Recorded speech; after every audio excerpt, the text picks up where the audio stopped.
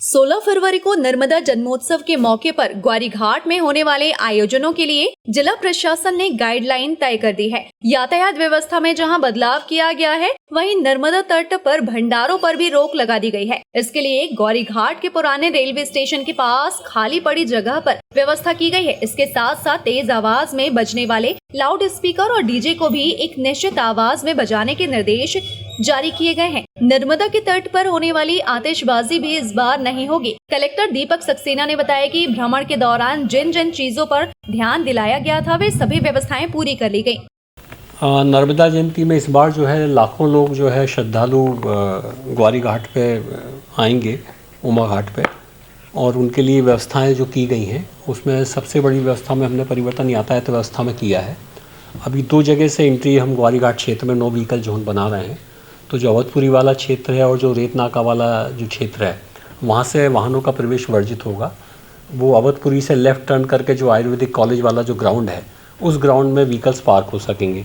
फिर वहाँ से उनको पैदल निकल के या तो उमा घाट वाले रास्ते से, रेलवे लाइन वाले रास्ते से, या फिर जलेहरी घाट से, वहाँ से उनको पैदल जो है उमा घाट तक लोग पहुँच सकेंगे। वापसी के समय उसी रास्ते से वापस नहीं आ सकेंगे। वापसी के लिए जो 4 पहिया वाहन हैं वो भिटोनी वाले मार्ग से जो है वापस जाएंगे शहर की तरफ। यदि पीक आवर्स में व्हीकल्स की संख्या बढ़ जाएगी, भीड़ की संख्या बढ़ जाएगी, तो वहाँ से फिर हम 2 पहिया वाहनों को भी उसी रोड पर डाइवर्ट करेंगे। एक तो ये यातायात के संदर्भ में एक व्यवस्था है।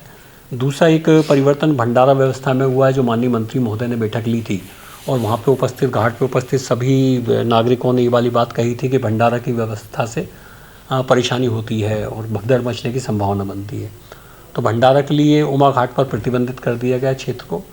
वहाँ पर प्रसादी वितरण भी नहीं होगा, क्योंकि लोग क्या है, बोरों में या डलियों में भर के प्रसाद ले जाते हैं और फिर वहाँ बांटते हैं, तो उसमें भी भगदड़ मचने की संभावना रहती है। तो अब हमने जो है मेन रोड पे जो है वो भंडारा के लिए स्थान चयनित कर दिए हैं पुलिस ने, यातायात पुलिस ने और नगर निगम ने। उन जगह पे जाके लोग जो है वो भंडारा करा सकते हैं। दूसरा जो एक दिक्कत जाती है वो जाती है लाउड स्पीकर की आवाज़ से।